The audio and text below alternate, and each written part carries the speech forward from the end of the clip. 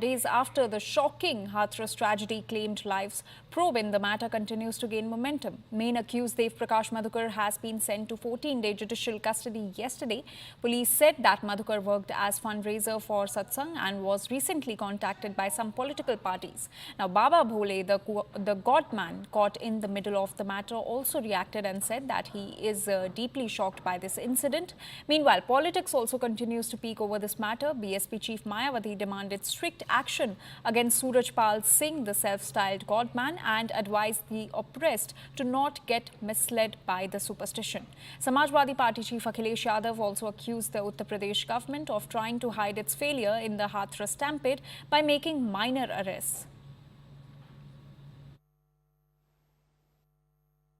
देखिए, जनपद हाथरस की जो एसओजी है उन्होंने मधुकर को कल देर शाम दिल्ली में नजफगढ़ से पुलिस एक्शन के बाद गिरफ्तार करा था।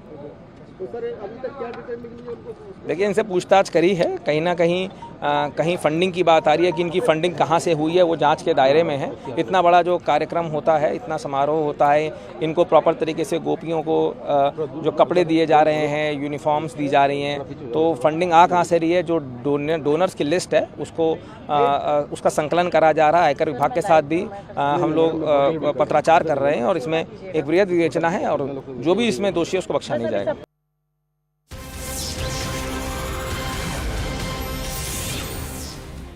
And Lok Sabha leader of opposition Rahul Gandhi has now written a letter to Uttar Pradesh Chief Minister Yogi Adityanath. Rahul Gandhi has demanded to increase the compensation amount and provide it to the bereaved families as soon as possible. So this is the latest update that is coming in the Hathras stampede tragedy. Now, Rahul Gandhi has written a letter to Uttar Pradesh Chief Minister Yogi Adityanath demanding an increase in the compensation amount for the victims, and he has also said that it should be provided to the bereaved families as soon as possible. Our senior editor Pallavi Ghosh is joining us on this story. Pallavi, what was the amount that was declared as a compensation for the victim's family, and what else has Rahul Gandhi written in this letter?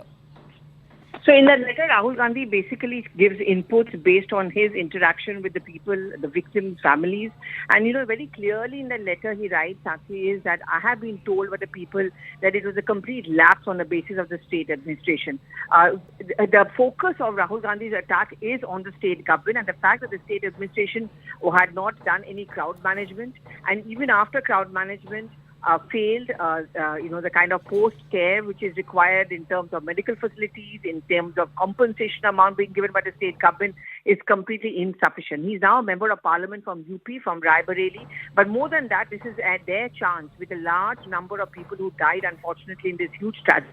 It is another opportunity for Rahul Gandhi to keep on calling the bluff of the BJP and also accuse it of complete mismanagement, especially in a state where the India bloc hopes to come back to power, where the Congress party has negligible presence, and of course making the point that, the compensation has to be increased, better health facilities have to be provided. And what the people have told him is that the culpability of the state government also cannot be ruled out.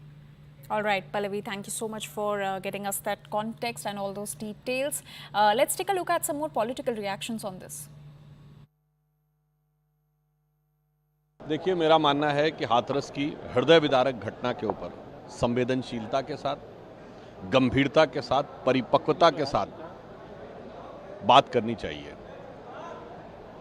सरकार पूरी सतर्कता के साथ काम कर रही है, लोगों की गिरफ्तारियां भी हुई हैं और जो लोग दोषी हैं उन पर कठोरता से कार्रवाई भी होगी। उत्तर प्रदेश सरकार पूरी तरीके से काम करे। मैं राहुल जी से पूछना चाहता हूं, आपकी इंडी गठबंधन की सरकार है, तमिलनाडु में 50 से अधिक लोग जहरीली शराब पीकर उनकी मृत्यु हो गई, वहां जाना तो छोड़िए, आपने एक बयान तक नहीं दिया।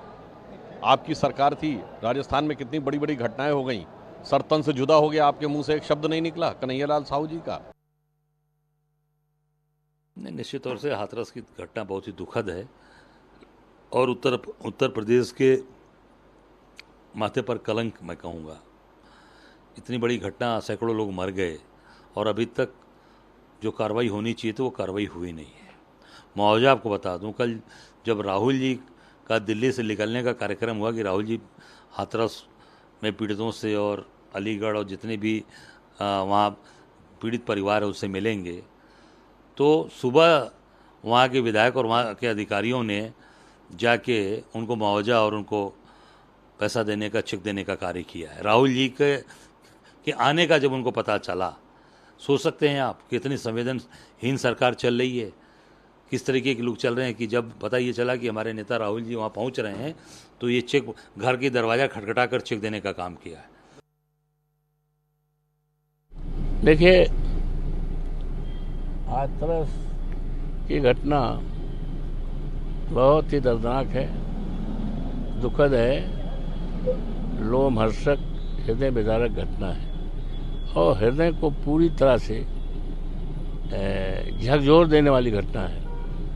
तो यूँ तो उस पर राजनीति की कोई ज़रूरत नहीं है, सरकार जिम्मेदार है और सरकार के बड़े हाथ हैं।